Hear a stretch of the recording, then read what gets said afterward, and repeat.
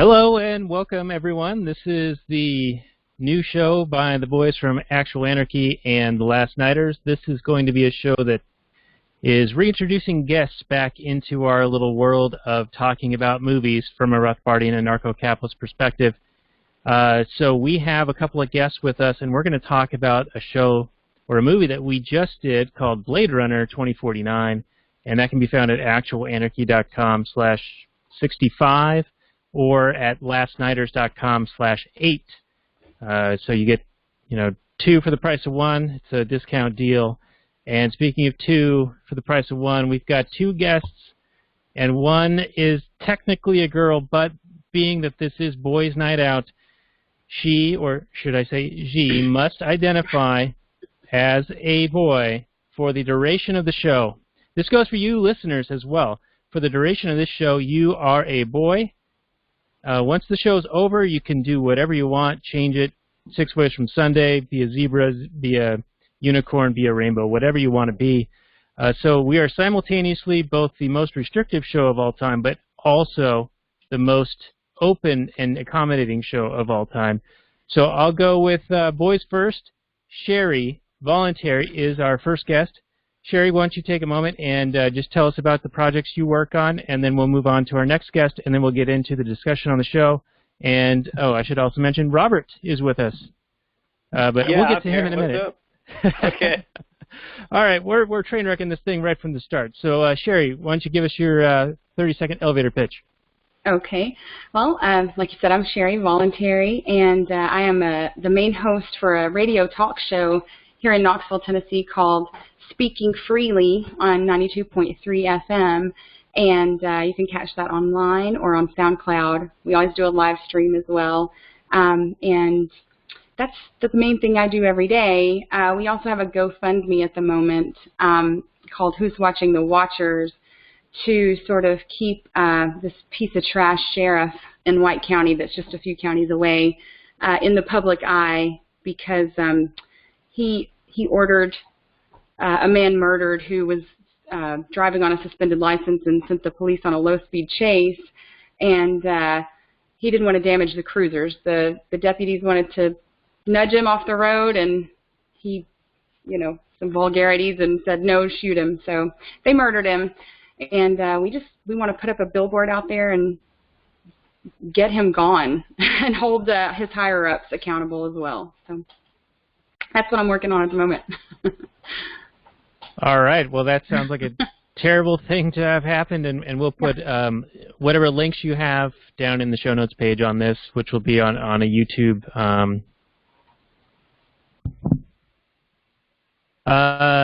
So let's move on to Kyle. Kyle is our other guest. He is also a boy for the duration of the show, and Kyle writes for his own blog, and we host some of his writings on our site, actualanarchy.com. So, Kyle, give us your 30-second elevator pitch. I don't really have anything going on. You know what I do have going on? I have to finish writing about Star Wars movies for you guys. Because I wrote about why I hate Star Wars, but it only got up to the what was it? The Force Awakens. That was 7. So. Yeah, and The Last Jedi. I mean, you could write a whole novel about how terrible that is. Yeah, I almost feel like so I haven't seen that yet. I did see Rogue One, and I was blown away with how boring it was. Like that's why I haven't written anything yet, because I didn't have anything to write about. Although I did get an idea a couple days ago, because I think that they ripped off the intro from Inglourious Bastards, where the guys show up to get somebody, and then the people are hiding and run away. It's like the same scene. But I still have to see. I actually think I'm not going to hate this one that's out right now as much, because everybody hates it. So like I'm primed. That's why I hated the last one, because everybody was saying it was good. And I was like, I went in and saw it, and I was like, what are you talking about? This is the worst movie I've ever seen. So that's what I have going on. well, all right. And just throw your website out there real quick, and then we can get into this movie, not Star Wars. nutrichronology, like nutrition and endocrinology, in a portmanteau, as the Japanese do. I don't really write that much for it, because like I started off trying to write like basically science journal level articles, which takes a long time, and so like, and then I started mixing politics in, and I don't know. Then I started writing about Star Wars. But I will write for the website again. So anyway, ideally it's where I'd like to work on my thoughts before I put them in like maybe a formal book or like article. But then I get like a perfection complex, and I'm like, oh, this has to sound good. So it's hard to like hit publish on a blog post. Oh, that's a perfect segue into my co-host Robert, because he has the same perfection hold up. And we actually talked about this with Anthony Samroff, also a member of the Tom Woods Elite, in our show Anarchy in Action, and that can be found at actualanarchy.com/doit. But Robert, how you doing, man? I'm feeling good tonight, man. Yeah, I'm excited to do this interesting show. This is a interesting experiment. We haven't done one of these in a while. I mean, well, we did the Slut Show, but this is more of a freewheeling movie base, which is I really appreciate. Now, you teased me with this talk of Star Wars, and then you're saying that we can't talk about Star Wars because we're here to talk about some other movie, but you can't bring up Star Wars in my presence, like where I can hear it, and because I really appreciate any kind of rant, any kind of angry rant, or any kind of time you're going to kick a movie. I really appreciate that because I you know, that's what we do. So, Kyle, Yeah. Is it every Star Wars movie? I mean, what was the impetus for this? Are we just talking about the recent Star Wars movies? What inspired your desire to bash these movies? No, it's a lifelong thing. Okay, so it's a lifelong thing, because nobody hates a Star Wars movie like a Star Wars fan. Are you a Star Wars fan, or are you just a sci-fi fan that just can't stand the Star Wars stuff? I'm a sci-fi fan now, but I shouldn't say I hated it, but I didn't. I wasn't. It's like sports, actually. I wrote all this in the blog post, but to reiterate, like, my dad didn't introduce me to Star Wars, so by the time I saw it, it was when they got re-released. Remember when they were digitally remastered in the late 90s? Or yeah, was it the late 90s? Dream and Greedo shot first in that one. Like Yeah. But that was the first time around with the CGI editions? Yeah, the special editions. That's what they call them. Yeah, and it was like remastered sound and everything. Anyway, so I saw that in the theaters with my friends, and that was the first time I sat through an entire Star Wars movie. Like, it had been on in rooms when I was a kid, but I never sat down and watched it.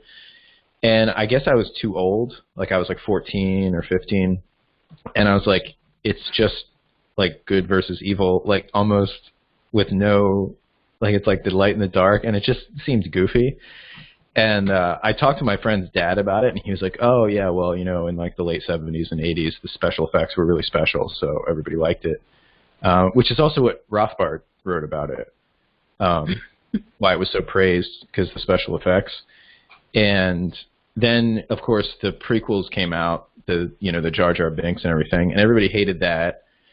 And I was like, I don't even care. Like, I actually liked that. You know who I loved is Darth Maul. He was great, but because I didn't like the original movie, so I was like, whatever, this is just continuing on. This is like the 2000s version of these bad movies. And then Disney bought it and made that Force Awakens, and that thing just killed me. Like, I couldn't believe it. I was in the theater, and I was like, I couldn't believe that I felt like everybody had decided to lie together and say that they liked it, like on the internet and like the people in the theater. I was like, there's just no way. There's no story. None of this makes any sense. So there was never anything there from Star Wars for me. Okay, so you didn't have your nostalgia glasses on when you were watching these movies, which No. I would assume probably helped out the audience enjoyment of these recent movies. But I mean, what is your main criticism just that they're not really good movies? Or, I mean, because really, I mean, originally they were intended to be like, you know, kids kind of space adventure type movies, like in the theme of like Flash Gordon type serial type thing. Were they? Yeah. Because I've heard George people Lucas say that. took Flash Gordon, Akira Kurosawa, and World War II, and just put them in a blender, and there you get Star Wars. Yeah, because one of my friends was like, "Oh, it's a kids movie. You shouldn't criticize it. It's a kids movie." But I just feel like it was striving for more than that. I don't know. And people wrote about it seriously. Like even Rothbard in his little article, he writes about it seriously, and he talks about the other critics writing about it seriously. So yeah, maybe it is just like a weird. And the people that are watching it now with nostalgia, they're like, you know, the kind of people that have like expensive figurine collections and like classic video game like rooms and stuff like that. So it's like you can't really, you know, you can't use those as a measuring stick. But yeah, no, I have no nostalgia for it. So I'm like it's like I'm an alien. Like I'm from a galaxy far, far away, evaluating Star Wars from those eyes. Pure critic. I like it. You know, I find it interesting that you brought up that we can't criticize it because it's kids.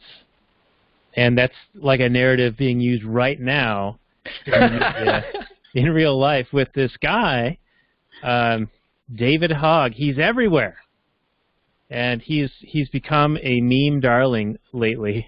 I've seen some of the best, cringiest memes of my recent days related to him and his push for publicity for his very scripted and nonsensical ideas regarding gun control. Yeah, he is blowing up. It's true, for all the wrong reasons. Yeah, and blowing up, and not in the right ways. No, oh yeah, over the line, Smokey. You can't vote. You can't drink. You can't drive till you're 16. All those different things, and yet you're going to teach us about gun control. Kind of odd. Hey, he was in danger. Right. You know? So he knows about that stuff. It makes him an expert for sure. Right. Yeah, that's why they bring kids out of like inner city Chicago and like Washington D.C. and put them on the news to talk about gun control, because like every day is like a school shooting for them. So they should be like not just experts, but like top experts. Yeah, there's no rung that they will stoop too low to push their narrative. The media seems to be like they'll take every advantage, every opportunity. Like kids that just survived a tragedy, they'll throw those people up and help push for the policies that they want, and it's really quite gross. Yeah, and they're out there. Oh, sorry. Ladies, I mean boys first, or go ahead, Sherry. It kills me about the right, especially because they don't care about bombing weddings or bombing funerals with children there, but you get a few kids shot in a school, which is relatively rare. Then it's a big deal, and the United States, left and right, they're so hypocritical about gun control and self-defense and all that stuff. Their morality only extends itself as far as our borders, apparently. After that, you're on your own. Yeah, exactly. Like 500,000 dead kids to impose sanctions and try to remove a dictator that the U.S. government installed and then failed in getting him removed. That was worth it. That was worth 500,000 dead kids. And I've seen these debates going on. Facebook is just a cesspool right now, and it's especially bad now. But there's a guy, also Tom Woods' elite member, who likes to instigate things on his profile page. And so I dive in there now and again, and I'm trying to stop. I'm trying to quit. I really am, because it's a time suck.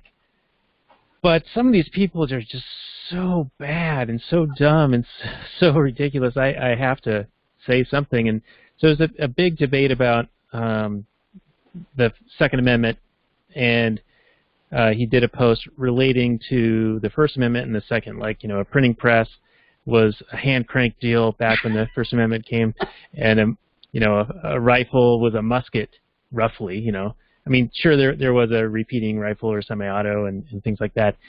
But there are people saying that the technology has changed, so the laws need to change, and because the destructive power is increased, the framers obviously meant that we only had to have reasonable amounts of arms for hunting or defending your home and things like that. And my reply was, if you honestly think that after throwing off a tyrannical government that they're going to inscribe in law that they're going to not allow the people to throw off any future tyrannical governments, that is plain stupid. If they just got done doing the thing that they had to do, and now they're going to write down, oh, by the way, you can't do that anymore. Even though they said that the tree of liberty would need to be trimmed every 20 years with the blood of patriots or whatever, they knew it's a cyclical thing. They knew that the nature of power is to corrupt and that you need to keep it in check.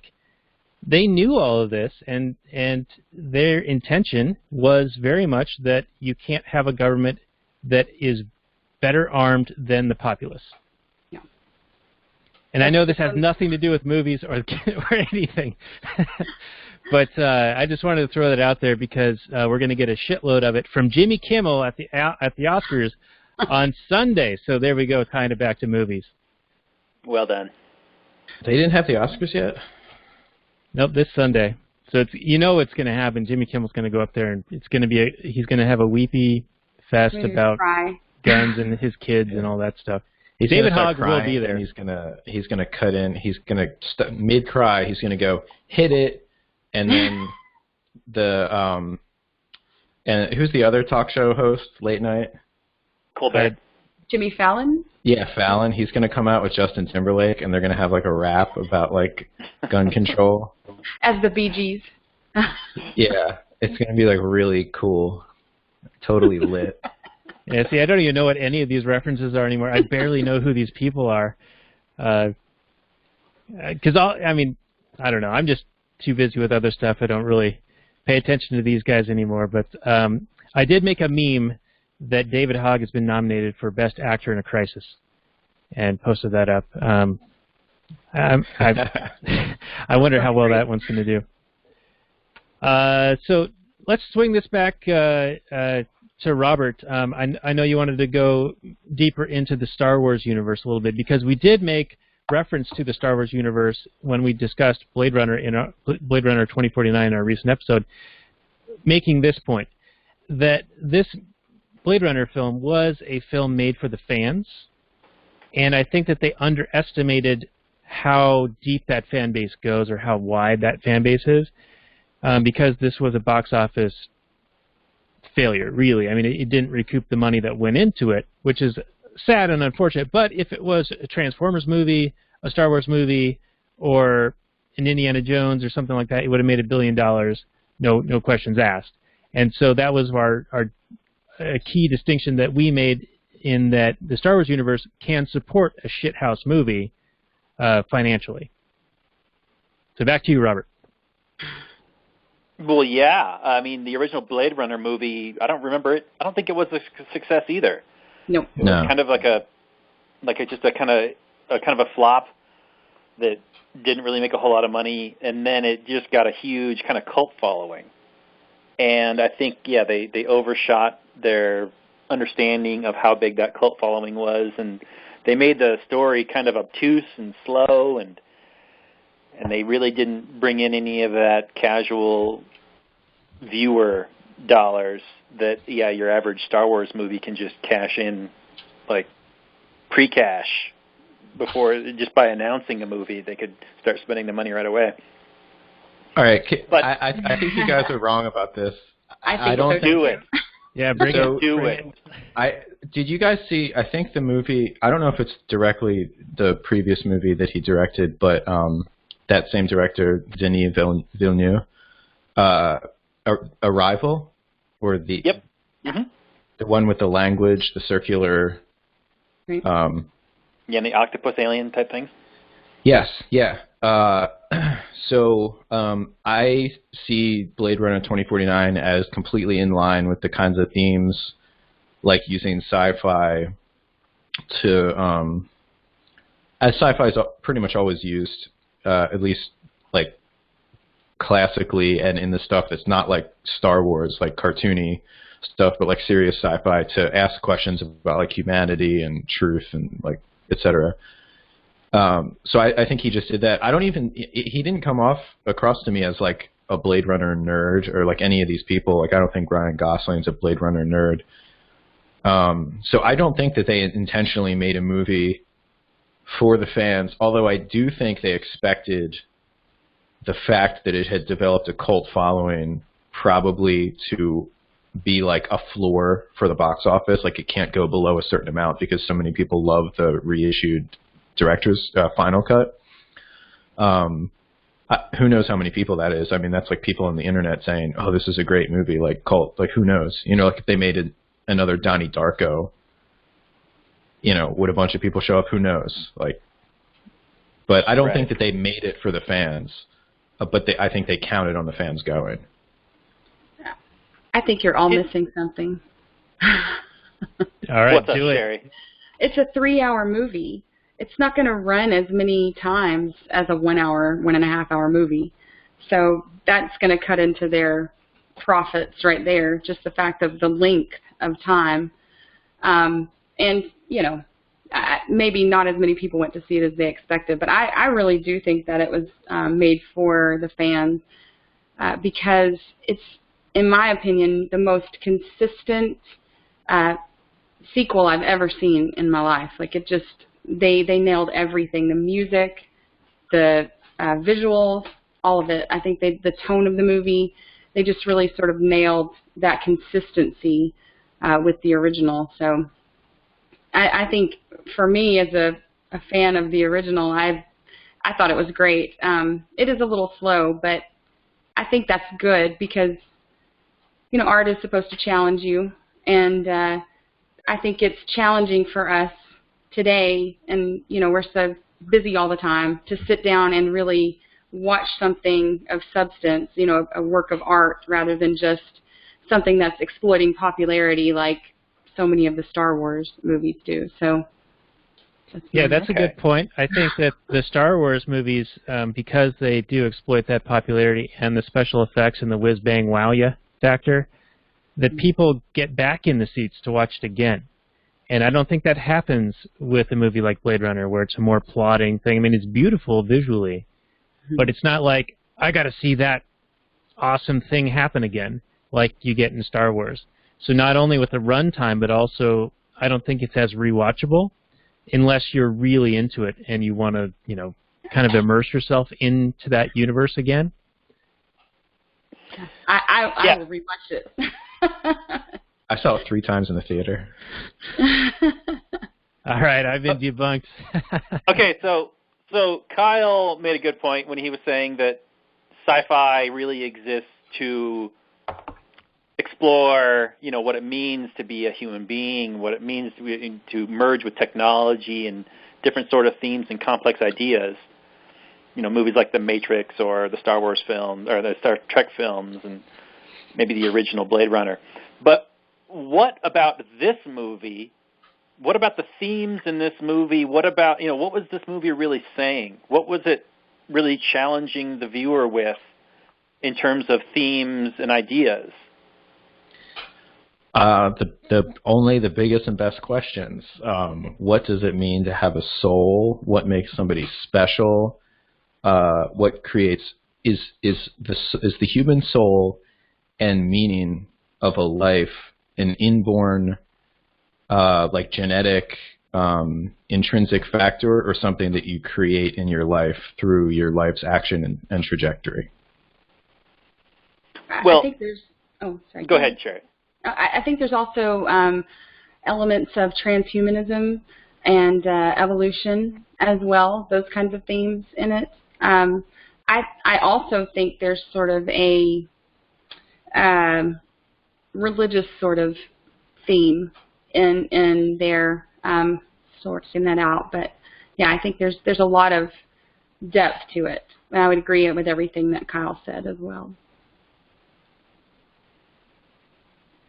because I agree that the movie kind of talked about those things. Like, you know, there's the desire of Gosling's character to be a real boy and to want a soul, and then when he's talking about retiring replicants, that he's never killed something, you know, that was born before, and therefore that it didn't have a soul. I saw that there were things in the plot that happened where the characters were kind of talking about it, but I never saw the movie actually make any kind of claim about any of these things. Maybe I just missed it. Maybe I'm not really reading into it as much as, you know, somebody else would, but... You want a moral to the story, right? Like a wrap it up nice point? Is that what you're saying? Well, I would like... I mean, sometimes, you know, a movie can be kind of open-ended and just kind of ask a bunch of questions or just kind of pose like a weird world or whatever. But sometimes a movie will make a claim about a thing, such as, you know, even if you're created, you have a soul anyway. Mm-hmm. I never saw that in this movie.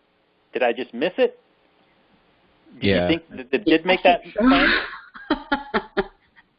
I think you did. It happens. It's right in your face. Like when so the movie starts out and Officer K is happy to just be, you know, disrespected. You know, there's insulting graffiti on his apartment door. People nudge him in the shoulder, like at work. He has to get out of the way. Everybody calls him names. His work is literally killing his own kind. He doesn't care. He does the baseline test. He never has any emotional response to anything. And then when he realizes there's a potential that he has a soul, then that starts to rock his quietude. An acceptance of that reality, and he starts to think, maybe I'm special. And then he goes on the, you know, long and slow quest to answer that question, am I this boy, this born child from a replicant? And then he finds out he isn't, and he finds out, like, his girlfriend, you know, like, nothing she did was special. They all, the big hologram one calls him Joe, and everything was just what the computer program thought would make him happy or whatever. And then he realizes he isn't special. And then he decides to do the self-sacrificial act of the mission that they gave him to kill Deckard. And not only does he accomplish that, but he like super accomplishes it because he's able to like rescue him. And that's how he's able to infuse his life with meaning, is through that act. There's also sorts of like duality to, you know, that humans are sort of tied to the earth, and the earth it's basically dead. So, you know, most of the humans have moved on, and the ones on earth, there's some reason they can't adapt and move on as well. But then they have these replicants that they've created, humankind has created, which in all ways are sort of superior to them, but they're not born.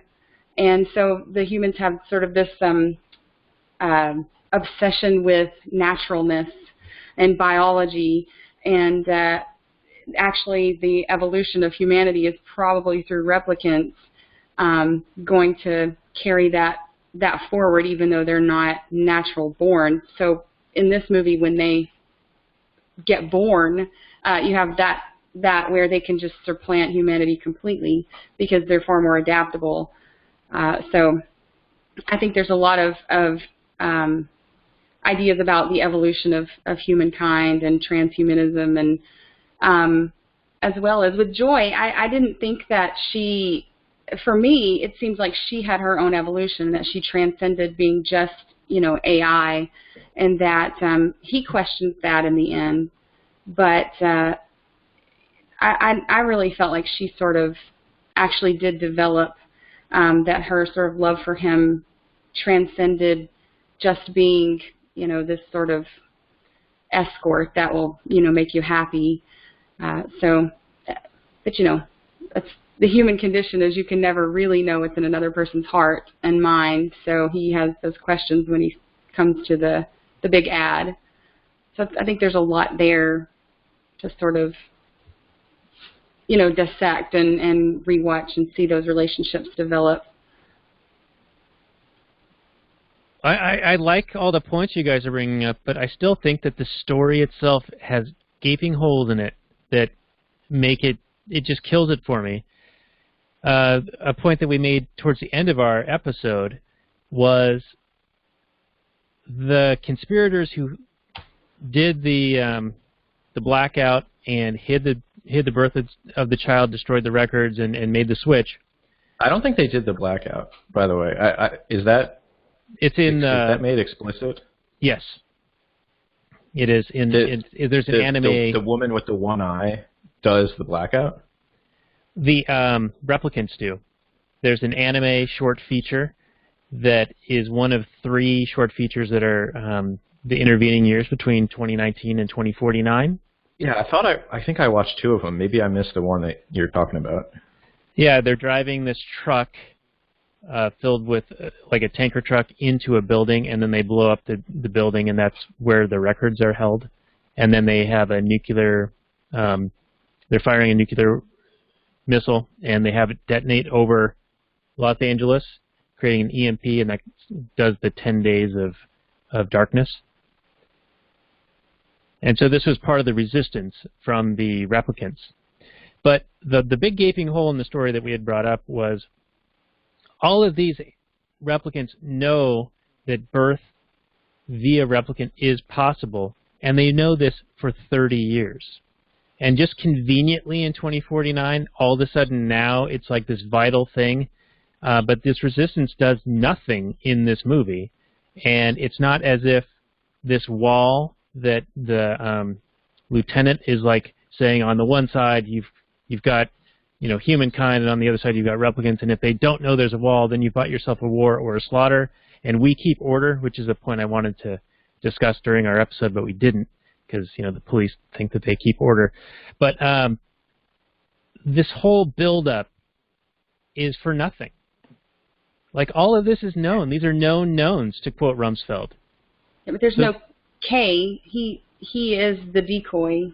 So if he was the decoy, then he would have to be at maturity in the point where he comes to that understanding. But he's the decoy for what? Because all the replicants who are in this resistance know that the possibility of natural birth exists.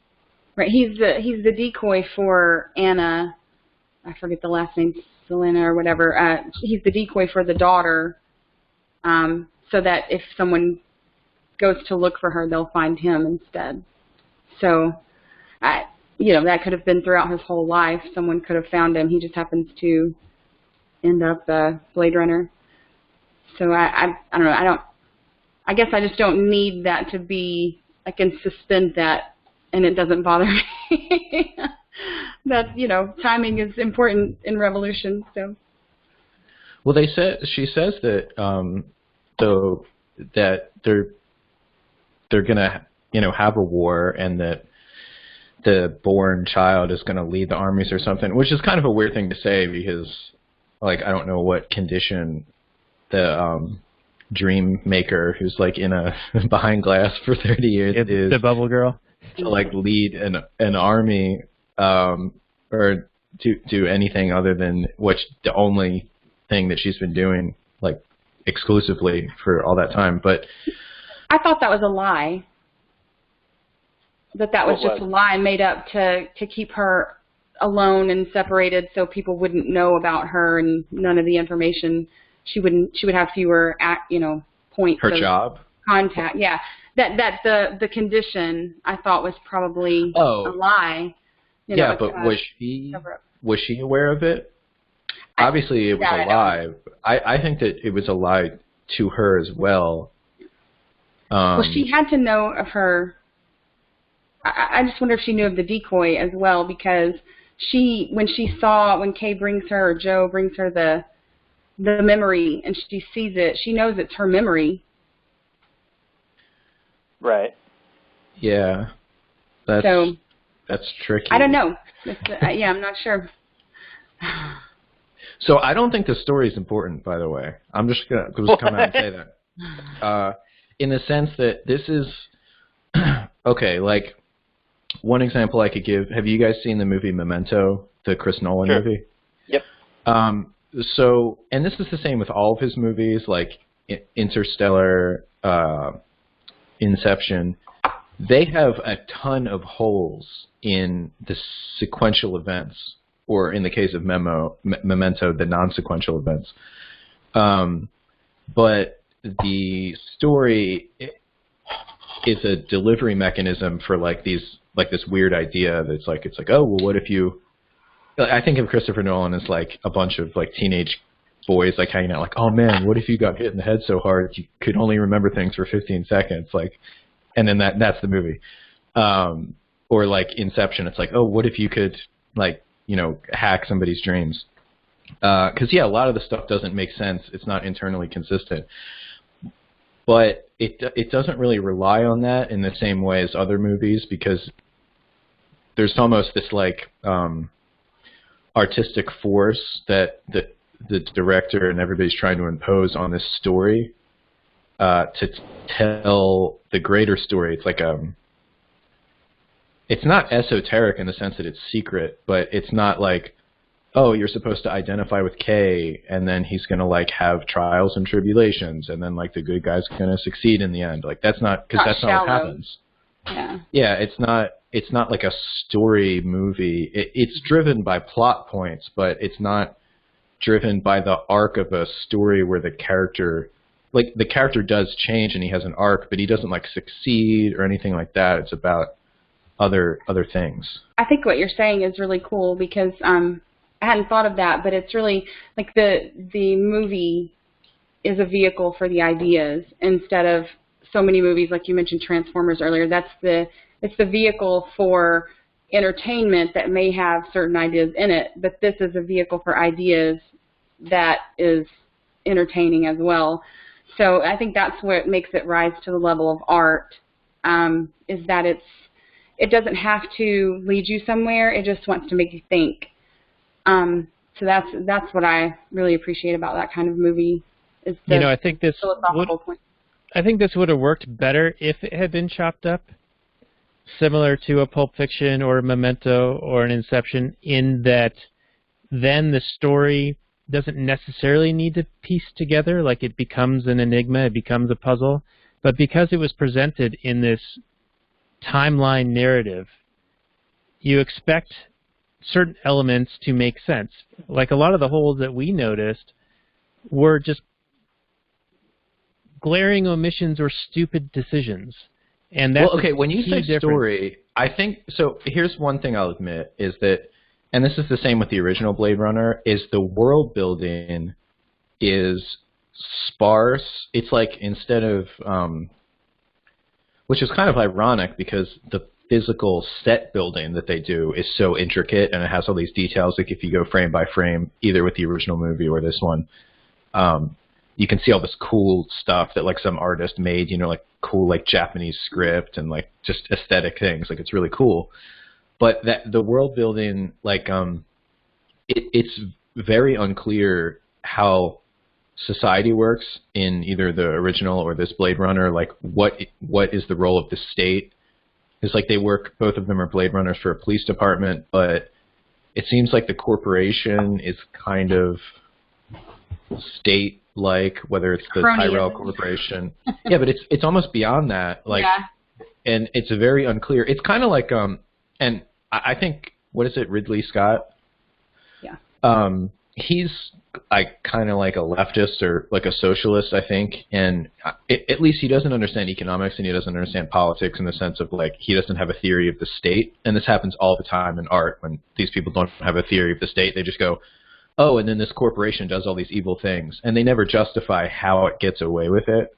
Like, because you could say that, but you would kind of have to explain like, and here's how they either harness the power of the state or like became state-like, but people just kind of have this idea like Walmart could just show up with like soldiers and that's like and then that's it. Right. What protected them from market forces and repercussions, right?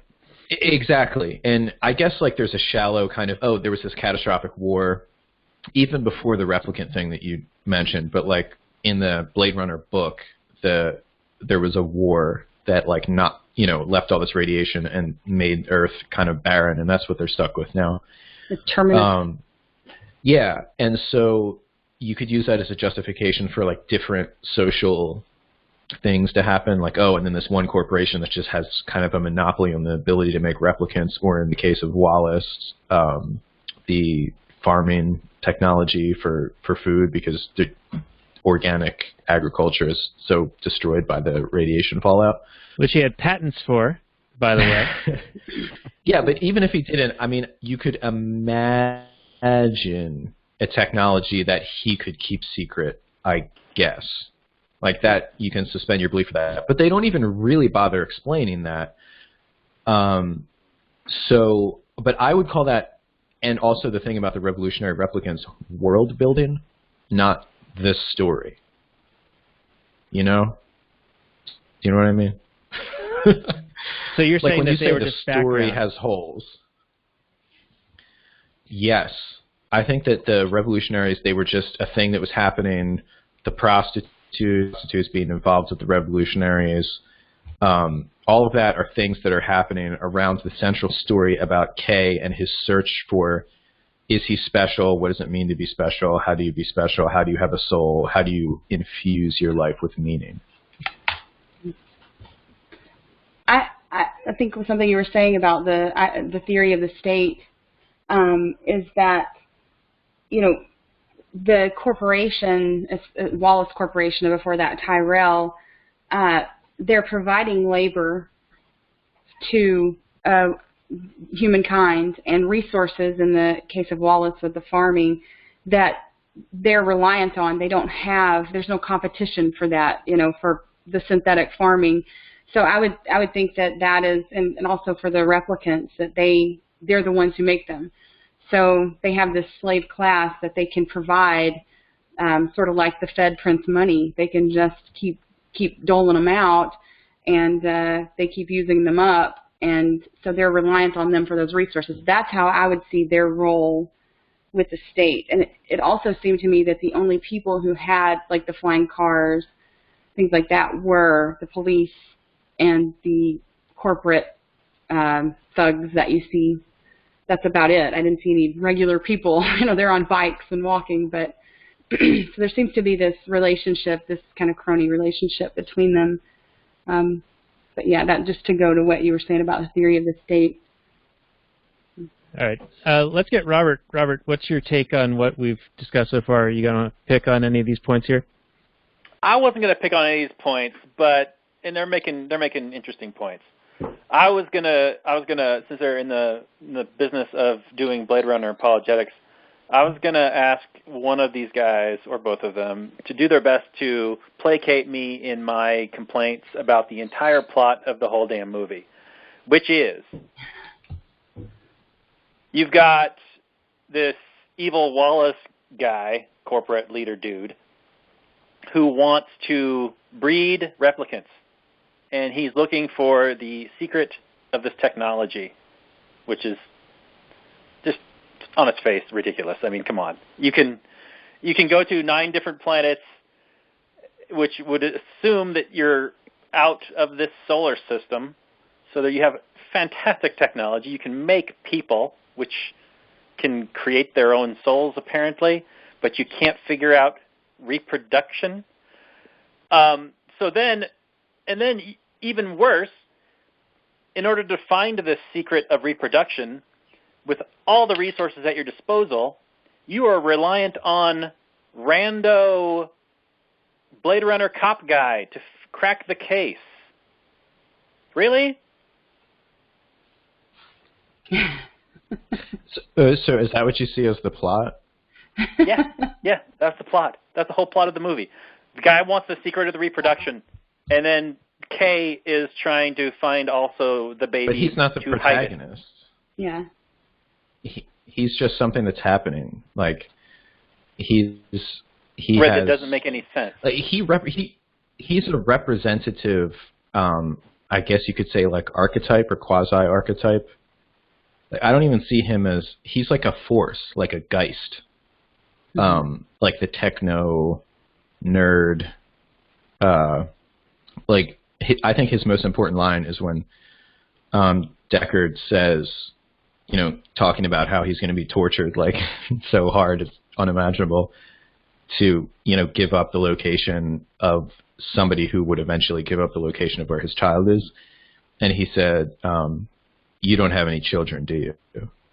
Like, you don't understand that, like, there's nothing you could do to me that would make me give up this information. And then Wallace leans forward and he's like, I have millions. And that just explains, like, how he sees the world. Like, he thinks that parenthood is, he kind of thinks he's God, but he thinks he's like a father to all of these replicants, and that his relationship is like the same as a organic fatherhood. And of course it's not. I mean, he just kills them willy-nilly and all this stuff, but he doesn't care. Like, his understanding of the world it's completely artificial, and that's made very explicit. Like, the only way he can see the world is through those cameras, like technology that, like, either he invented or somebody invented. He can't even see the world naturally. So he just represents like a force, like the transhumanist, accelerationist, whatever. Like, natural is disgusting. Like when the replicant gets born or created and falls out of the sack and it's all gooey, and he like messes with it and then kills it, and then he like wipes his hands off, you know. And like he's not interested in like anything gooey, anything real. It's yes. actually real. You know, and that's the kind of duality with the replicants and the humans that, you know, I think that's exactly right with him. He views the replicants as his children, but he thinks of it like you would think of any commodity or money. Say, the more you have, the better, and you do with it as you will, whereas human parents and people who actually experience love and realness, each child is unique. There's no replacing them, no matter how many you have. You can kill one, but they will always be, you know, missed. Whereas he's human, but he has no human empathy, which is a big theme in the book. Do Androids Dream of Electric Sheep? Is, you know, that empathy that Deckard develops through the course of the book. So I think, yeah, there's this whole idea of birth and rebirth and death, and, you know, like a Christ-like figure almost, and like an Old Testament God, a New Testament God sort of thing going on, especially with the whole Wallace and his speech about, you know, creating the good angels, and that Tyrell created bad angels, and he stepped in as sort of this New Testament God in his own eyes to create good angels. And, you know, angels is the word for servant. That's what it means. So you have these servants, and that's really how he sees them. They're kind of serving humanity, but I think on the flip side of that, they're actually more human than the humans that deal with them, dealing with like monsters who would see a being that is really no different than them, except for that humans are born and they're created, because they clearly have emotions, and so that they would treat them as if they are disposable. So in a way, they're better than the humans are, and they're sort of, I think, kind of destined to replace them, or at least make them more insignificant. So, well, I got to say, I think you guys are far too forgiving. Maybe Robert and I are just too stringent with it, in that we want the motivations of the characters, even if they're just scenery, to make some sense. Wait, so how does Wallace not make sense? Well, in a couple of ways. I mean, Robert articulated some of them, but for me in particular, if he wants to be this godlike father figure, yet he can't align or discover that there is this child and he has the same solutions and the same motivations to be able to have natural birth for a replicant kind? Because that's made abundantly clear that he wants to do that, and so do the replicant resistance fighters. And for 30 years, they can't figure this out? Yeah, well, that's not a problem with his motivation. That's like, do you believe that technological possibility? Like, so the movie is telling you, all right, here's the technologies that we have in the science fiction world, and this is one that the Tyrell Corporation, whether it was Tyrell or one of his scientists, figured out. And in the past, that secret was lost, for at least 30 years, and they have not been able to recreate it. They've made basically they make marginal improvements on these replicants. Like, they're up to the Series 9, where it was the Nexus 7 in the original Blade Runner. It seems like they solved the lifespan problem. They've solved a lot of these problems. So at that point, it's just like, are you willing to suspend your belief that, or just buy the idea that conception is something that could be tricky enough to trip somebody up for 30 years that has the technology for pretty deep space travel and so forth. But not only that, I mean, the conception thing, I mean, obviously it's like biblical, it's like a biblical reference. So it almost has to be this holy grail technology, because, it is immaculate in the sense that it's not natural. It's not the normal, human man and woman. Inserted into the story. Mm-hmm. Yeah, and I think, too, we have to remember that, maybe if you go to a movie like this, that is different, and you're expecting the, beginning, middle, end, and it's all wrapped up, you are probably going to be disappointed. Whereas if we think about it in more of a real world style sort of application where it's a slice of life, and it's sort of truncated on either end, and there's, ellipsis points going out. There's more on each end. If you look at any slice of life, you're not necessarily going to know what motivates people and, what their ends are. You can only have the information that you have within that time frame and deduce what you think is going on. And inside that, this world is much deeper than most movies that are just entertainment. Like I said, sort of the vehicle for ideas. And within that depth, there's all the working parts of, the state, which has marginalized this, class of people. But they say, in the beginning, I love how it says, it calls them, they were biologically created humans, and then later on it says they're slaves. And I can't remember exactly how it words it, but it can't be both. Like, you can't be disposable and a human. But that there's all these working parts. Like for slavery, say in our own real world existence, how many years did it take to get rid of that? It takes a while because there's a lot of moving parts and a lot of things, the seen and the unseen, that we don't necessarily know what the unseen elements are that are keeping people tied to where they're at, because they're more real characters than, say, an entertainment movie where you know exactly why the person is doing what they're doing. His daughter was kidnapped, therefore he goes and becomes this, ultra fighter to find his daughter, right? In this, we don't have that. There's real constraints, mental prisons, if you will, that hold people where they're at, so they can't see outside of their own sort of tunnel vision, maybe, which happens in real life. Is that satisfactory to you, Robert?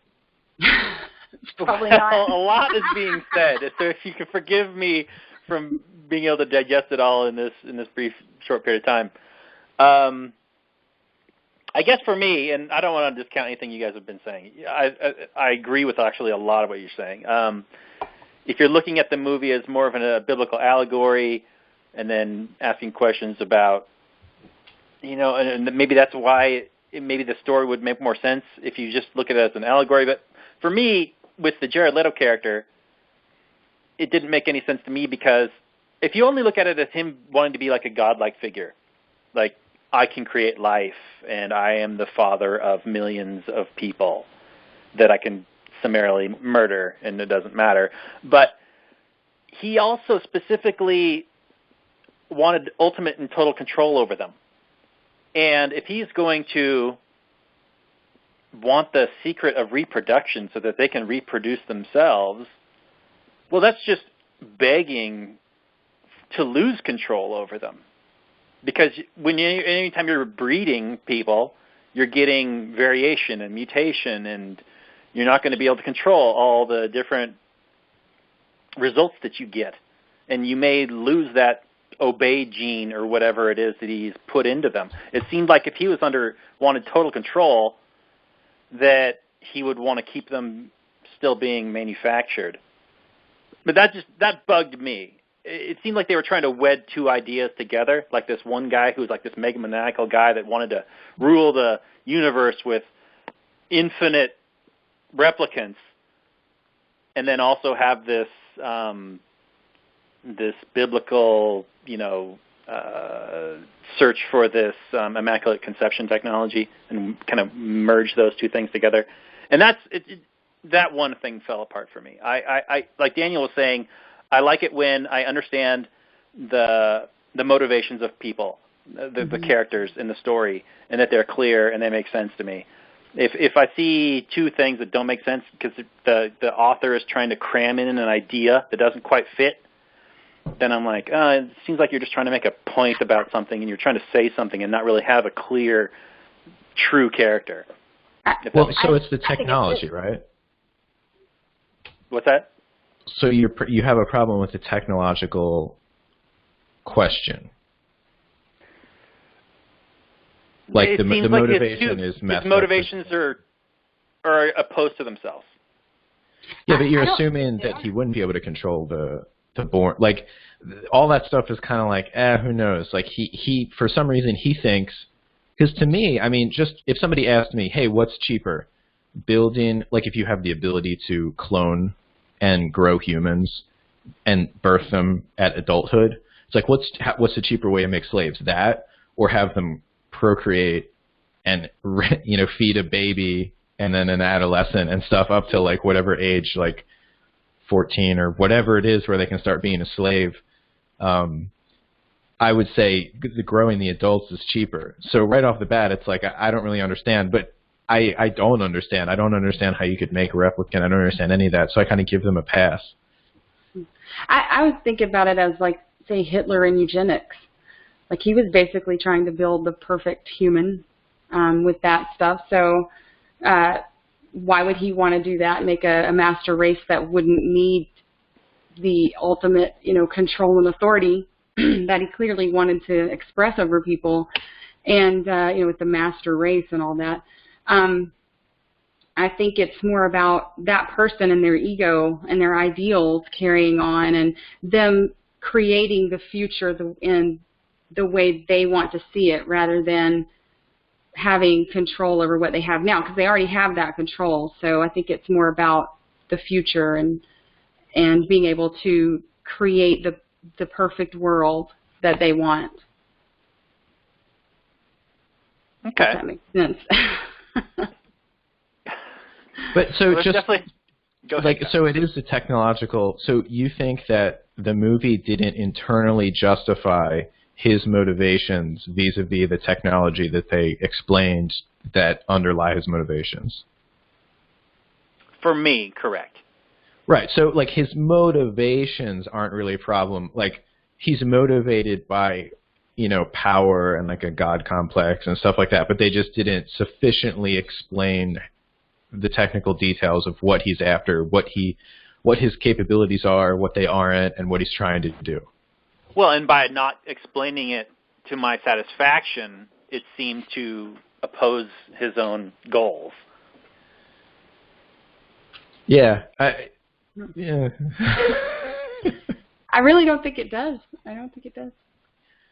I think that even if that's true, I think that's kind of like the thing with the Christopher Nolan movies, like Inception, where it's like we could sit around and talk about how, you know, that one part where like they went into the second layer dream and like gave themselves a drug, and then it's like, why would the drug physiologically affect the person? Because they just administered a dream drug, so that's not like a real chemical. It's like you could sit around and do that, but and it's fun to do that. But I think a movie of the caliber of like writing and acting and directing that's happening, where it's trying to say something, I think that not that they should be given a pass all the time, but like there's different movies hang their hats on different things. So like some movies hang their hats on realism, some movies hang their hats on like a believable dialogue and interactions, and some movies hang their hats on comedy.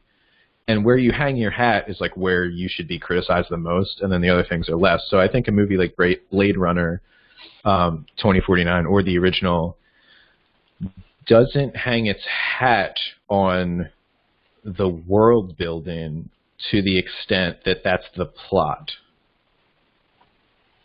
I appreciate what you just said. I do. But I would counter that with saying that all movies hang their hat on establishing a believable world with believable characters that an audience will emotionally connect with. And anytime you have a character that doesn't have understandable motivations or goals or seem to be contradictory or don't make sense, it takes you out of the movie as an audience member, or at least it did for me. It obviously didn't for you, and that's great.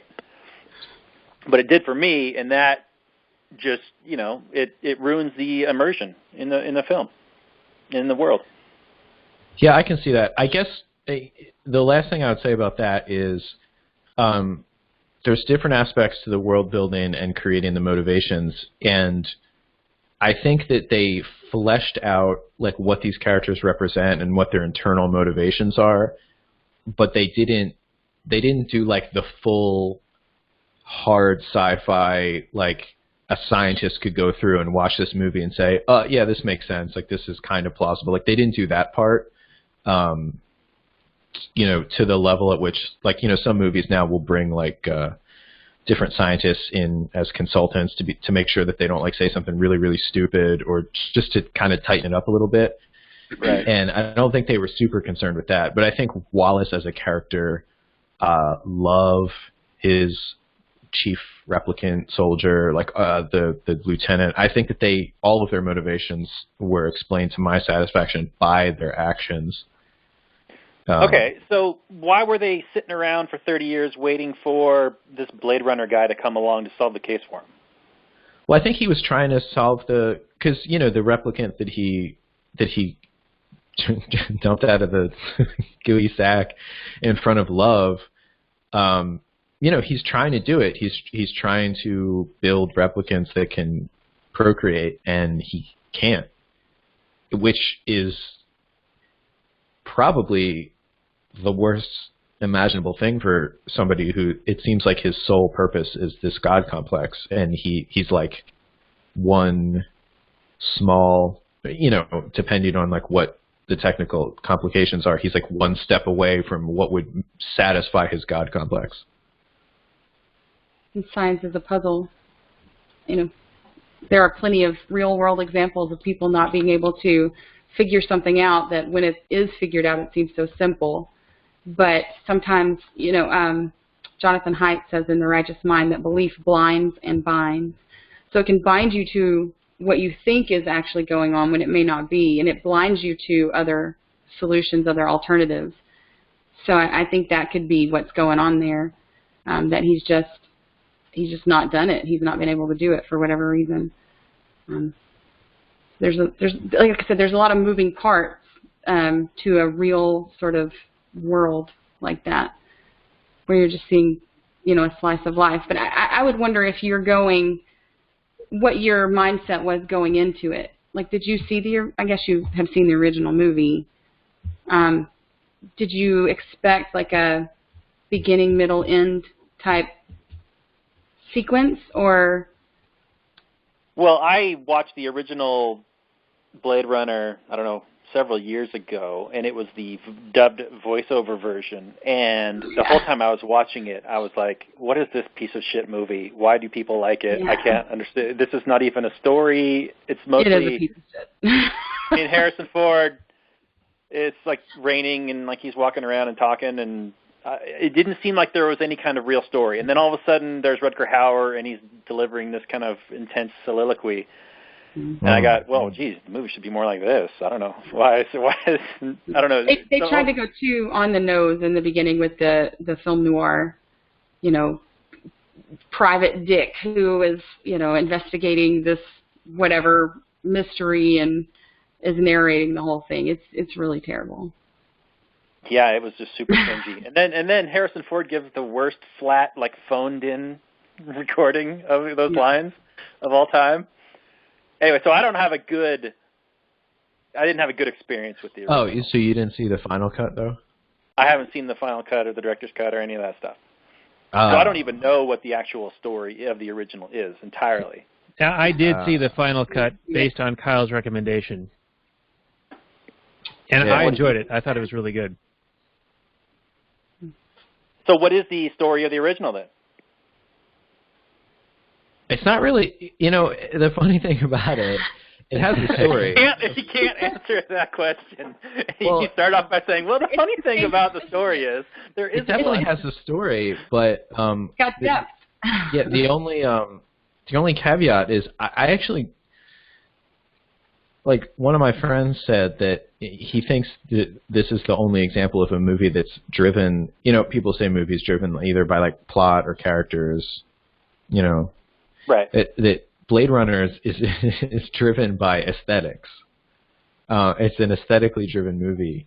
It's about like what his apartment sounds like, and like what the street people are wearing, and of course there's a story. You know, it's like a cop is doing cop things and changing as a result of his like brutal cop work. And, you know, so it's a simple like the story is almost painfully simple. Like if you took out the sci-fi, if you took out the aesthetics, it would just be like a hard-boiled cop movie. Mm-hmm. So in that sense, the story is unremarkable. Okay, so what happens to... I think there's a lot going on in the original Blade Runner. Well, why don't you explain the story? Do it, Daniel. Well, you do have this retired cop who is tired of the job. He hates it, and he doesn't want to go back, but he's really good at it. And there's a plot of rogue replicants who are going around trying to... what is it they're trying to do? They're trying to kill... They're trying to get the Tyrell guy? Extend their life.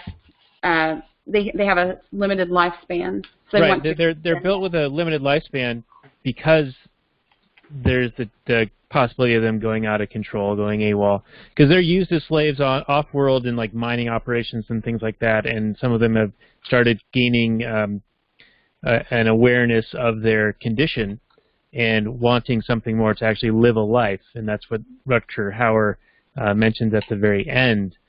And so you've got the LAPD guys trying to investigate this and prevent these rogue replicants from carrying out their mission. And I believe it's to kill Tyrell, to stop the whole creation of replicants as slaves.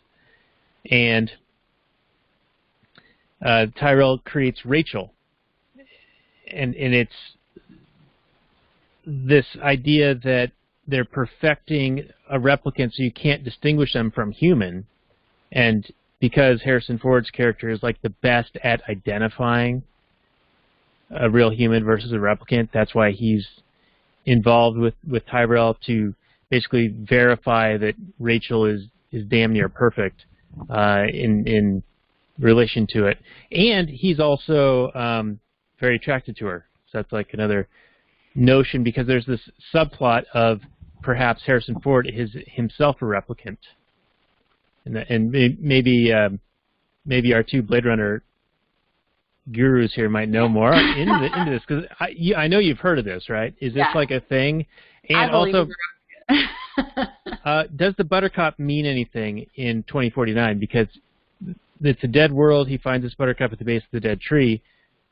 It meant nothing to me, but should that have been a nod in some way? Well, now, wait a minute. Before we get into any more of the sequel stuff, you just described the plot of the original Blade Runner. But what is the story about? Like Kyle was saying that it's more about a cop doing cop stuff and becoming, more human, or understanding, getting empathy? What is the actual story? What's the arc of Harrison Ford's character?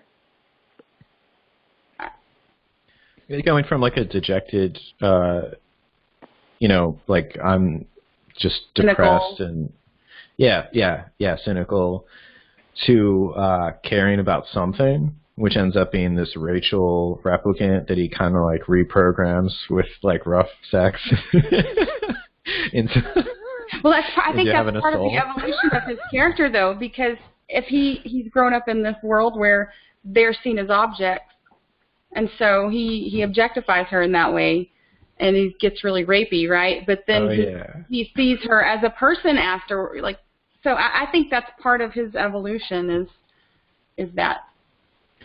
Yeah, there's also like a school of thought that says you should watch the movie perhaps a second time, considering Roy Batty, the Rutger Hauer character, as the protagonist, and that it's actually a better movie if you do that, because he goes through a very emotional arc that, culminates in that monologue at the end.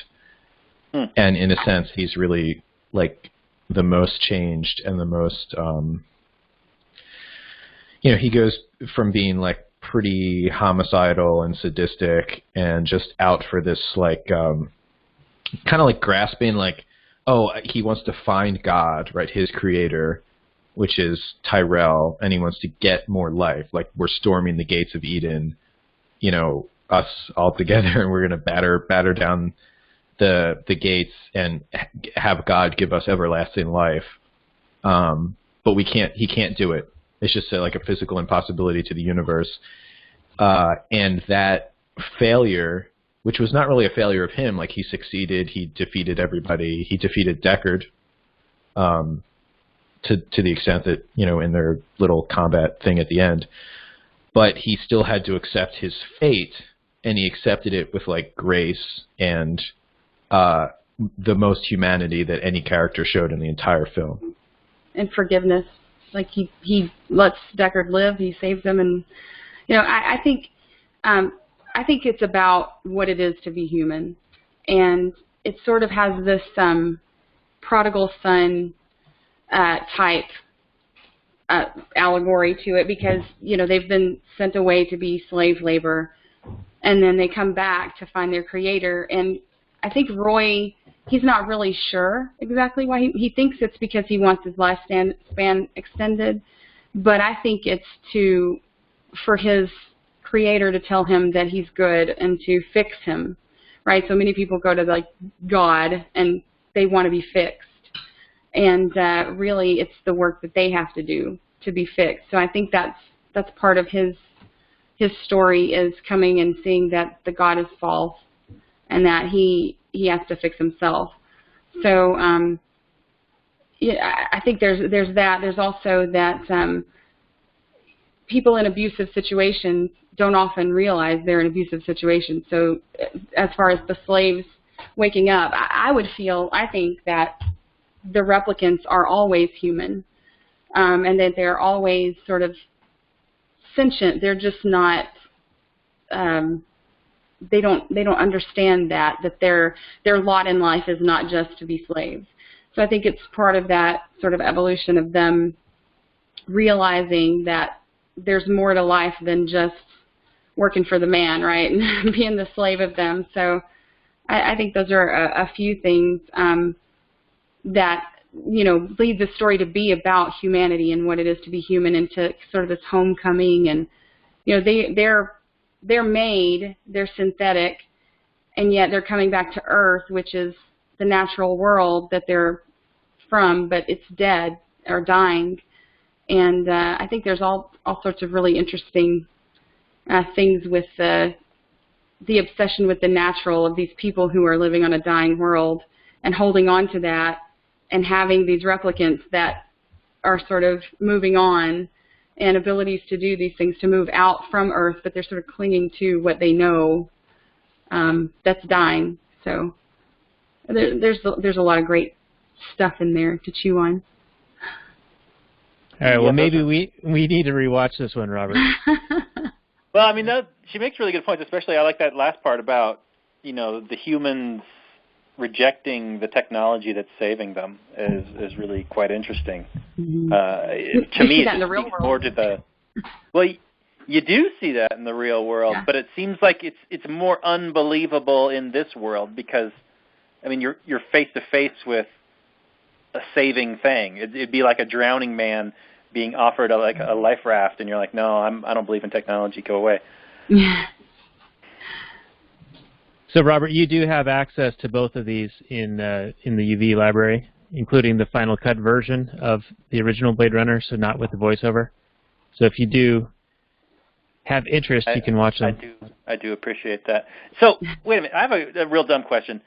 In 2049, I just assumed that Harrison Ford was a replicant. Am I wrong? It's left ambiguous intentionally. I don't think so, but yeah, it's not clear. Like, that's the thing with Blade Runner. It seems like to me, and not to criticize you personally, but I think a lot of people, like I said before, go looking for this entertainment, nice wrapped up in a bow, and what you get is this art that's full of philosophy, and it doesn't have maybe one point. I think there are many levels of points to be made from that, and it's almost like many of these scenes are vignettes to whatever philosophical point they're trying to make, that you can kind of separate those out and sort of like have what you were saying about if it were split up.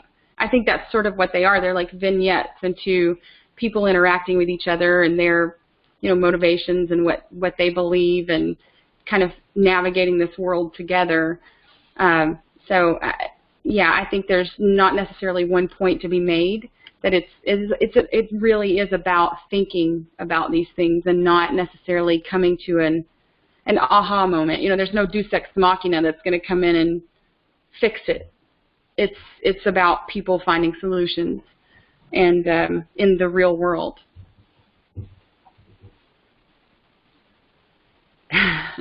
All right. Well said. So I want to make one pitch. I want to make one case for Blade Runner 2049, which is that the reason why I know what they're trying to say is because it mirrors that book that Kay has in his apartment. That's also the lines taken from. Yeah. For his baseline test. So in that book, it's a really long poem. Is how the book is written, and the plot points are basically this guy's really depressed because his daughter drowned. He has nothing to live for, so he's lifeless. He has nothing, right? So that's kind of like Kay in the beginning, and then he has a near-death experience. He has a heart attack from which he does not die, but he almost dies. And during that time, he sees something, which is a tall white fountain played. He has this vision. And that's symbolized in Blade Runner 2049 as that dead tree that's being held up that had the buttercup and the box of bones under it, because it's tall and white. And he sees the date on it, the same date as in his either implanted or real memory about the horse with the carving of the date on the bottom of it. And so and then in this book, in this poem, he finds out that somebody else, this woman, he reads in a newspaper, also had a near-death experience and had a vision of a tall white fountain. So he goes on this quest to try to find her because he finds this significant and he has nothing to live for. So now he has something to live for that he thinks is special and real. And that's Kay's quest to find, am I this child that was born, of a replicant? And it's a long quest, and in the end, he finds in this poem that it was just a misprint in the newspaper, and it's actually just said a tall white mountain. It was just an F instead of an M, and so he, that's that. So just like Kay finds out, he was not the child born, natural born of replicant parents, or at least one replicant parent, depending on what your Deckard philosophy is, and then. As in the book, and Kay, they then take that feeling of realizing they weren't born special, and then they imbue meaning that was not given to them by this speciality into their actions. So I actually wrote down the quote. It's something like, life everlasting based on a misprint. I mused as I drove homeward, take the hint and stop investigating my abyss. But all at once it dawned on me that this was the real point, the contrapuntal theme, just this, no text but texture. Not the dream, but a topsy-turvical coincidence, not flimsy nonsense, but a web of sense. So that's the scene, and that corresponds to the scene when Kay realizes not only was he not the born child, but his girlfriend, all that stuff was nonsense. And I guess that's open to interpretation, but the idea that she was just doing what made him feel good, and that was all just, it wasn't real. Okay, so it wasn't real, but he realizes I can make what's real to me. So then he is self-actualized and becomes like the Nietzschean Übermenschen and it takes on this mission that then he proves his humanity, as Roy Batty did when he saved Deckard from falling off the building. He proves his humanity through this act that I actually think he went to kill Deckard and then just ended up being able to save him as a coincidence, and that was just like icing on the cake, to just a bonus happiness kind of thing. In which but one, both? Batty or Kay? Yeah, I think Batty wanted to kill him for a while, and then saved him. 'Cause you know how it is, like when you're killing something, you know how it is. Oh yeah. And then when it looks all dying and pathetic, you have mercy for it that you wouldn't have when it looks like strong and dangerous. I think, he went through that transformation because he saw Deckard as somebody that he could save, and then he had humanity for him. And in the act of having humanity for him, he had humanity. But I was really more talking about Kay, and because, there's the 3 air cars, and he shoots 2 of them down. It's like I don't think he knew which one had Deckard in it.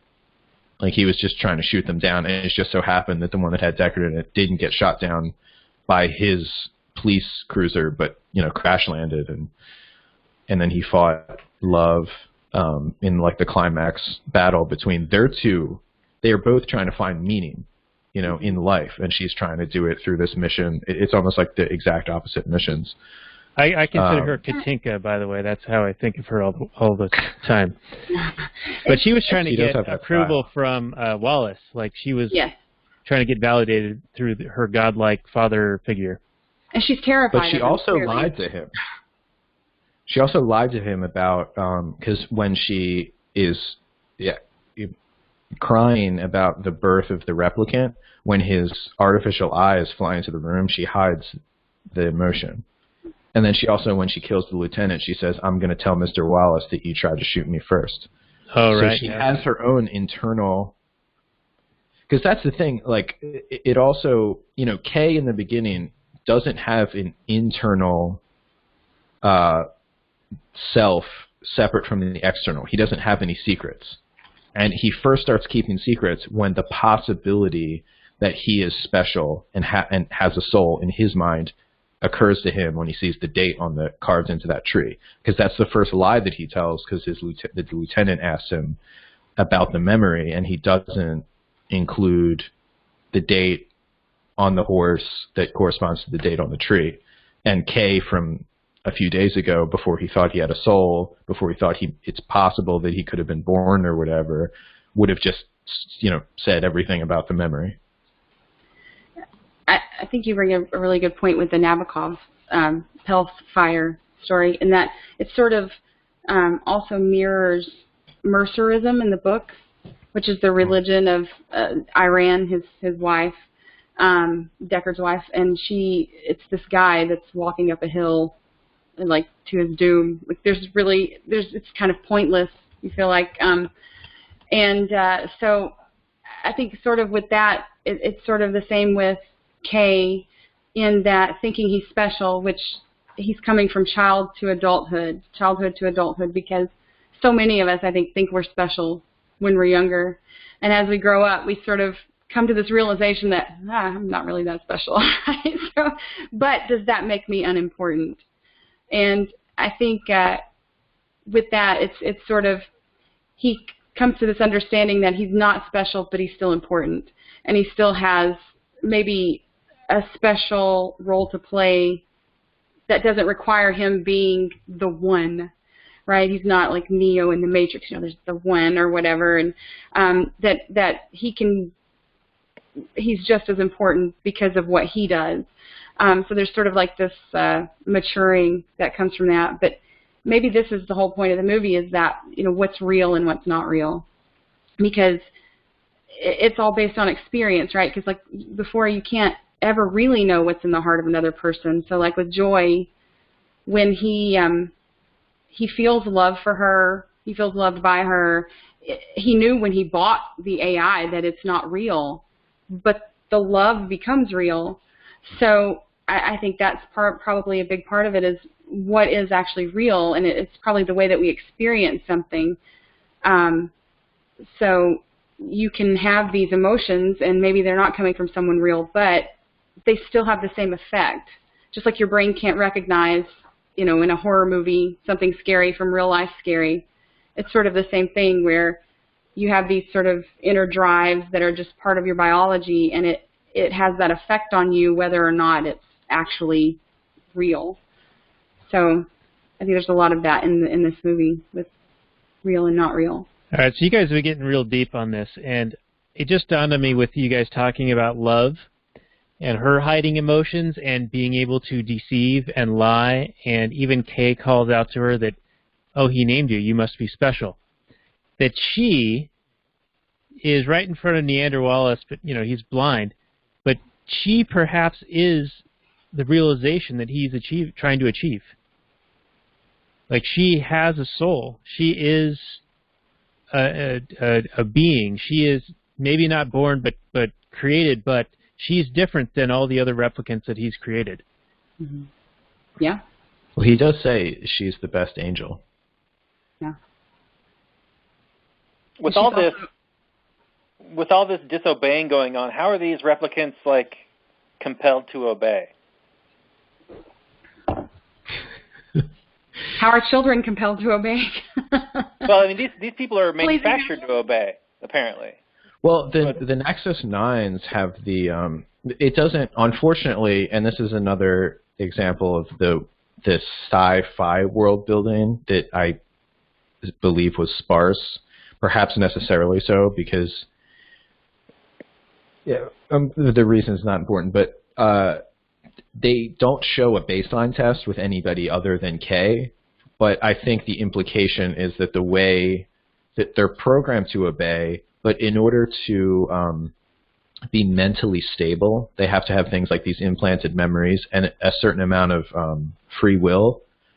Like, you could just imagine, like, oh, maybe you try to build a synthetic human and it has to have certain characteristics just to exist, like just neural circuitry. And so they monitor them with these baseline tests, and if they start to go out of whack in a way where they can measure, like, oh, this one has the potential, or it seems like this one is getting into the, like, not obey mindset or whatever kind of defect, then they would just retire them. And I guess Love is in, like, in a special category where she's like Wallace's, assistant, like right-hand lady, and so he doesn't subject her to the kind of scrutiny that might, like if she took a baseline test, she'd probably fail it because she clearly has emotions about what is happening around her. Yeah. But she was special, so she didn't have to go through that. And I like the double speak or the new speak of retire, but means murder. We see that all the time. I had a question regarding the Deckard crashing on the beach and then Love and Kay fighting. When he finally defeats Love, he says to Deckard that I was sent to kill you, and Deckard's like, well, are you going to do it? And he goes, I already did. Meaning that now that car is going to get swept out to sea, then you can be reported as dead. But wouldn't they discover that his body's not in there? Many bodies aren't found. Like that, he could have floated away, whatever. To me, that wasn't important. The more important thing was that he was sort of reborn again. He had given everything up. He had lost everything, so he has this tremendous, almost death in a way, where he loses the woman he loves, he loses his child in order to protect them, but it's still lost. And then in the end, in the water, of all things, he has this sort of rebirth to be able to be cleansed and gain part of that back. So So he was baptized, so to speak. You could say that, yeah. Yeah, you just have to suspend like it's like, okay, so Wallace is going to hear that like the 3 ships got shot down. Maybe they'll find some of the bodies, maybe not. Maybe, like I'm assuming the other 2 flanking ships, obviously they had 1 pilot, maybe they had a co-pilot or something like that's another thing where it's just like, who knows? I don't know. Is he really is he gonna assume like, it was that guy that Love had basically killed back in Vegas? These conspirators found him and patched him up and gave him a mission to kill Deckard, which he did almost completely, but then rescued Deckard. Like, he's not going to jump to that conclusion. Yeah, so why did they leave Kay alive in Vegas? Wouldn't it have been easier to just kill him? But I guess you don't have a movie at that point. Well, I think they thought, she did, like, Love, he was, like, pierced in the torso with shrapnel. She beat the crap out of him. Very sort of Christ-like. Yeah, I think he would have died. He would have died if those conspiring replicants didn't find him and she didn't know about them. So, I think she has some pity for him. She does say when she goes to the lieutenant to ask where he is, she says he's a good boy. I like him. And she makes that pass at him at the very beginning. So I think that she likes him. She considers him like a lapdog. She even says bad dog when she kicks him down. Mm. She kills the woman, the AI woman he loves as well, and she doesn't have to. She sort of stomps on it. Joy. Yeah, it might be a jealousy thing. I just think he's dying, Yeah, I guess, how many movies does the villain or some aspect of the villain not finish off the hero? Like, you have to do that. Yeah, it's a trope. I don't expect you to talk, Mr. Bond. I expect you to die. Yeah, that whole thing. The worst is when the villain always picks up the hero and throws him across the room. Happens all the time. Yeah, like he's got him and he could just crush him. Yeah. The hero leaves someone, half dead and to come back and attack them, so then they have to really kill them. It alleviates them from the morality of just making the decision to end this person because they're dangerous, Right, like in cold blood. Yeah, I hate that. I think in the grand scheme of things, the leaving him alive is reasonably believable. That Love thought he was dead. He certainly, like, his car was blown up. He was in this place that nobody goes to. It was definitely, I don't think there was a reasonable belief that, like, he could, like, come back and, like, mess her plans up. All right, yeah, that's a good point. And perhaps he'd suffer longer because she seemed to be into suffering. Yeah. Maybe it's just the fact that they're pointing to that she is actually human.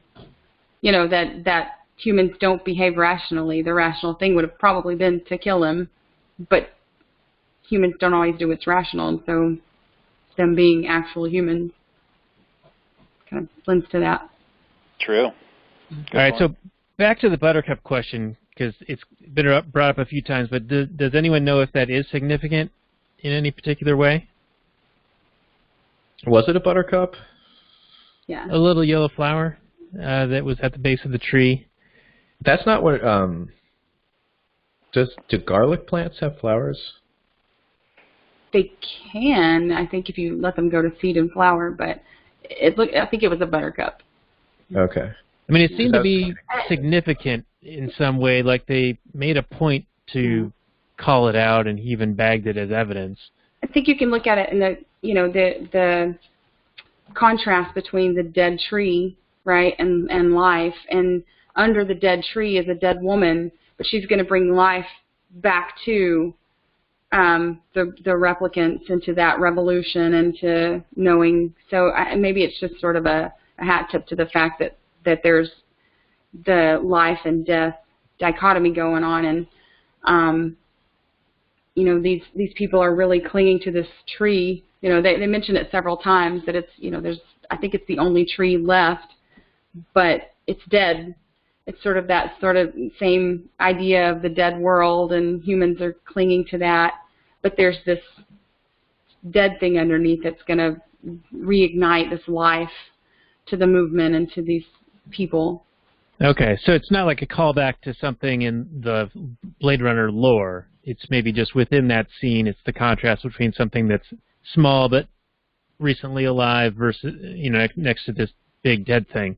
To me, yeah, I don't recall anything in the original that would be calling back to.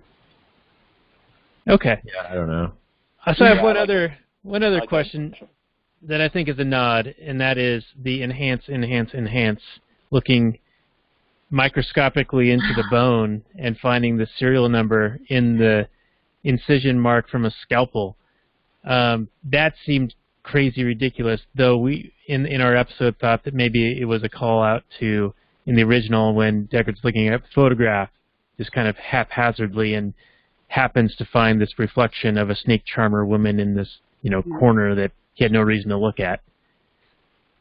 Yeah, it was a little out there. I thought the same thing. I'm like, yeah, right. He's going to find the serial number there. Well, who knows how many serial numbers there are, though? That would be my only, because there's one on the eye that is how he ID'd, how he, in his police work, identifies them. And there's one on the bone. There could be one on every bone, like every jointed bone. And I don't think it was in the scalpel incision. I think it was next to the scalpel incision that they were looking at. And that. Now, I do remember in the original Blade Runner, sometimes movies lose you in their physical reality. Like there's a scene happening and then something else, like it's, say, a battle scene where like some guys are over here and some guys are over there, and then they're moving, and it doesn't jive with you. Like, well, they were over here, and you know what I mean. And it's kind of like, the spatial. So I do remember spatially being confused the first time I saw Blade Runner with Harrison Ford's Rick Deckard's police work and the enhance, rotate, move. And he's saying it almost is like a hypnotic, like it's like ASMR, like you should listen to it to relax, because he's just like, rotate 90, enhance, like move, but then he over and over again like a mantra. But when you watch it a second time, you from the original movie, you can tell that it's like he saw this small thing. It's kind of hard to see yourself. And I think it's like that in Blade Runner 2049, but it's just one of those things, like somebody notices a small thing and it doesn't quite come across to the viewer because they don't notice it right away. And it's very hard to sell something that the viewer doesn't notice as noticeable. Right, okay. Yeah, that makes some sense. And now that you reminded me how he investigates the photograph with the turn 90 enhance, go in 7 degrees, whatever. Kay does the exact same thing with his drone flying into Las Vegas. Yeah, he does it at the tree too. Mm-hmm. I just have to say, I love that about the Blade Runner, both movies, that they have this sort of mix of high-tech and analog technology. It's just like so strange in a way that you would have, the ability to see that small serial number, but it's, in a way, it's got like these lenses that are flipping. Like it's so strange, but I love it. I don't know what it is, but I really love it. There's a whole movement of that in real life, in technology today. There's mechanical keyboards that look like old style, like 1938 Smith Coronas. And there's, for photographers now, the new iMacs or MacBook Pros, they have that little light bar thing. But now there's peripherals that you can get that are actually like analog dials that are piecemeal, that you can configure however you want, and they allow you to have tacit like feedback to what you're touching, and it's making the adjustments electronically. And you can kind of put that back into the real, not real, like what is real and not real. So, well, a lot of things that we do may be real in the digital sense, but moving something and making something work, that's like actually real, right? So there's sort of this same idea of what is really real in just even the technology of that. Yeah, and you see it with the Dreammaker, with the device that she's using. Yeah, there's all that. It's like this dream world and things are happening, but she's actually physically manipulating something to a greater degree than we would, say, typing into a computer or whatever. Like now we would zoom in and it would magnify, but to have the lenses flipping and the real mechanical working parts, and I think that's another really interesting look into what's real and what's not. All right. Well, we've been going almost 2 hours. I know it's super late for you guys. So, Robert, do you have any final questions or anything that, we're still experimental here trying to figure out how we're going to manage this show. But do you have anything else you want to discuss real quickly before we wind this down? No, I was just wondering if you guys, first of all, I want to thank you guys for coming on and talking about this. You brought up a lot of interesting points and perspectives, especially that might give me a newfound appreciation for this movie. But do you guys see a sequel to this being made, like in another 30 years or sooner than that? Or would you want to see it? Or do you think this is just like the perfect movie that doesn't need to be like remade or anything like that? Sherry? I love sort of dystopian type post-apocalyptic style movies and science fiction. And I usually, I love the Blade Runner world, and I would love to see more of that sort of aesthetic, but I don't think I necessarily want to see this story again. So even if they did one like it, I don't know. I wouldn't want to see them make a sequel because they can. I would want them to have something to say, like they did with this, and it took 30 years. I don't know. I really don't like that sort of exploiting popularity to make sequels that really don't mean anything, especially with something like this. It would be, I think, insulting to the work that's gone into the previous two. So for me, I'm okay with them not having a sequel.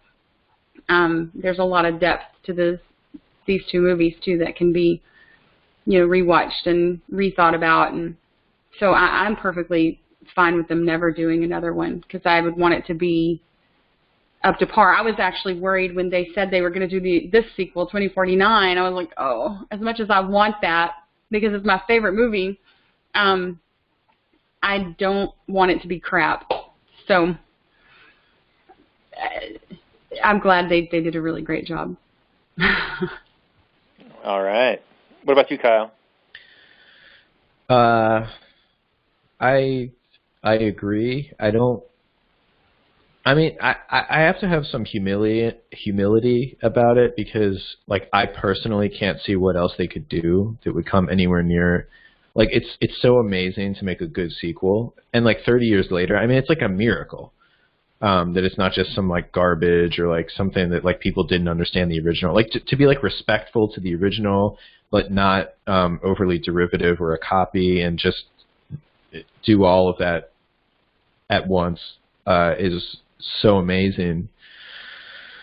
I can't imagine that happening again, but I couldn't have imagined this sequel that they made anyway, so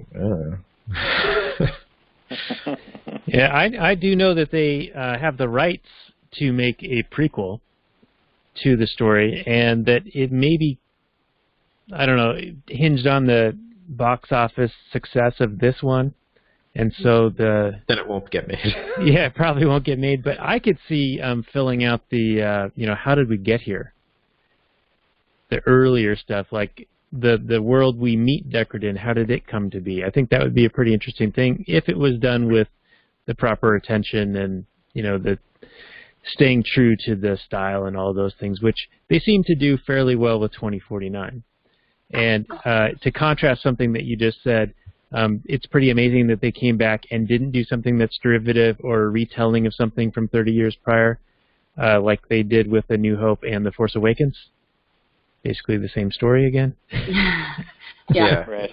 And I think it's sometimes, if you're telling a story and you really put your all into that, into giving people a real piece of art, then you don't need to necessarily have prequels and sequels and all that stuff. Whatever happened to just quitting and just saying we told this story and we said what we wanted to say and we're done. I think that's the difference in trying to make a piece of art and or trying to make a profit, which nothing wrong with that, but I think it just has to be like true to, like you were saying, it's not derivative, it's true to the original, and they didn't try to update it and make it cool for the kids today or whatever. They kept with what it was, and they sort of honored that. So I think it's just a matter of recognizing that it can stand on its own as well as connect with the original movie, I think, and just quitting because you don't need to. You don't need to say anymore. I don't want to know Deckard's life. I don't need to know every little thing because I want to guess. I want to think about it and sort of have my own interpretation. If they tell you too much, it sort of cuts those things off. So, like The Lady and the Tiger. You guys know that short story? About am I getting some nods or nobody? I don't think I know that one. It's not ringing a bell. Oh, it's like this guy. It's like a famous short story. This guy gets caught sleeping with like I don't know, like the king or emperor's wife or something like that. I might be messing up that detail, but he's put on trial, and the way the trials work is he goes into like a gladiator type area, and there's two doors, and behind one door is a lady, and if he opens that door, then he gets the lady. Like I guess she's just like a servant lady, and I guess they'd get married, or she becomes his mistress or courtesan or whatever. And behind another door is a tiger, so he opens that door, and the tiger springs out and kills him. And the night before his trial is to happen, the queen or whatever she is that he was having the affair with comes and secretly meets with him and tells him which door to open. And the story ends with him looking up at her as the trial's happening and then walking towards one of the doors, but it doesn't say which. And he opens the door, but it doesn't say what comes out, the lady or the tiger. Yeah. Because like, what would she rather have to watch her love get eaten by a man-eating tiger, or watch him go off with another woman? Yeah. I like it. Yeah. I like that a lot. Yeah. It's a question of human nature. Like I like that. It's good because it lets you guess and play around with the ideas. Well, if the author said what it was, it would totally ruin it, and then it would be the most garbage story of all time. Yeah. And then the tiger sprang out and ate him. The end. Kind of like utopian stories. They always call like a movie dystopian, but there really are no utopian stories. Nobody wants to see that. Like, if everything's perfect and everything's told to you and you have every detail settled, okay, Like it's not interesting. Like Jordan Peterson, said that people don't want easy lives. They talk about like they want easy lives, but really, the struggle is what motivates us to overcome things and that feeling of accomplishment. So it's more than just knowing every detail and everything's going to be okay. So. Well, with all of us being boys here, at least for the duration of the show, I feel like I can say this. Knowing women as I do, I know that a tiger came out. I heard that at parties, I forget the name of the author, but he was famous and he has written other things of note, that people would corner him at parties and be like, which one was it? And it's like they don't get it. Like he doesn't know. Like that's not the point of this. Like he didn't know and then not tell you. Like he was like, it's like he writes and then the tiger jumped out and then he just deletes that and goes like, all right, here's the story. Right. The point is the ambiguity of it. That's the point of it. Yeah, that's the whole point of the story. Like it's not like there's anything else to that story that's interesting. That's it. Yeah. That's the way I sort of feel with Blade Runner. Like there's a lot of things that they leave ambiguous, and that's the point. It's for you to think about and reason out and think back on, and how you would act, sort of interact with. It's very interactive in that way. It's not just they're telling you what you need to know, and this is the good guy and this is the bad guy, and one's going to win and one's going to lose. Like it's multi-level, and there's a lot more to it. Right, and who is the good guy? Who's the bad guy? Like, is Love doing what Wallace wants her to, or like maybe she wants to find a child for her own reasons? Yeah. Like you don't know that because she lies to Wallace. So. Yeah, interesting.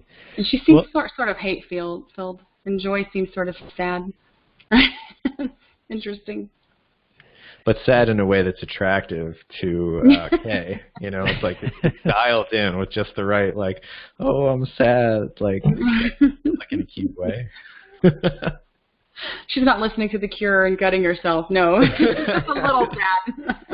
Hey, yeah, speaking like of The Cure, we have The Cure as our outro music. Ah, nice. Cool.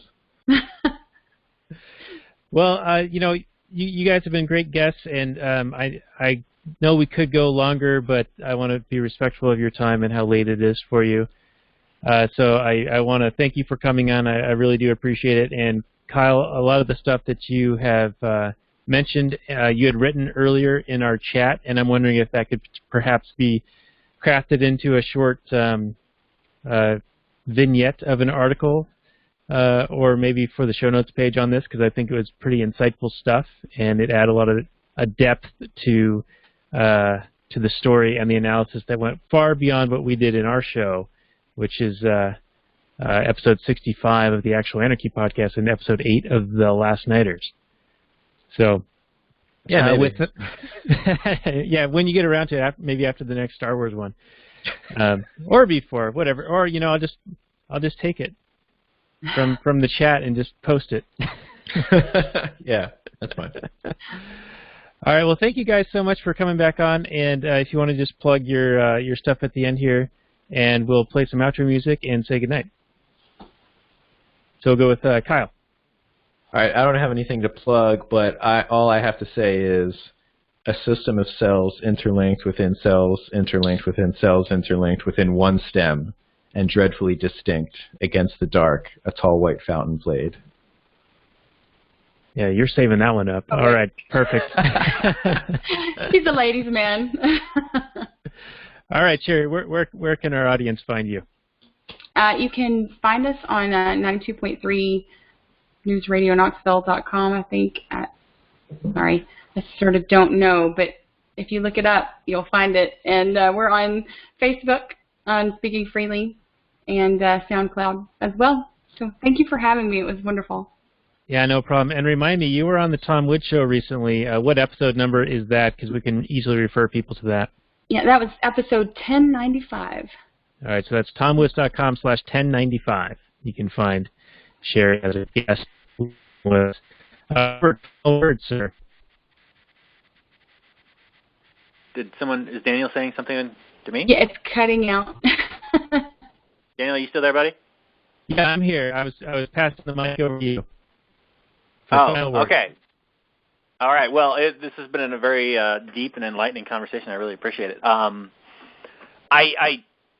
do like to think of maybe this movie being made in the 90s and it being like some totally cool, radical shit show. So I do appreciate that they took their time and made it true to the original in the tone and the setting and the world building. And that was all fantastic stuff. And the points you boys raised were really interesting. So anybody that appreciated that in this conversation, check out more of their work and catch us on the next episode. All right, good night, everyone.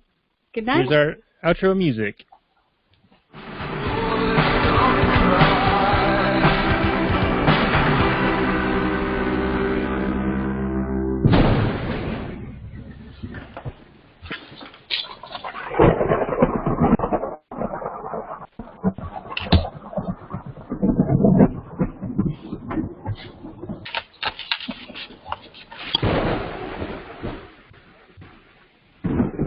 In the early days of the internet, radical libertarians were scattered, lonely, and faceless.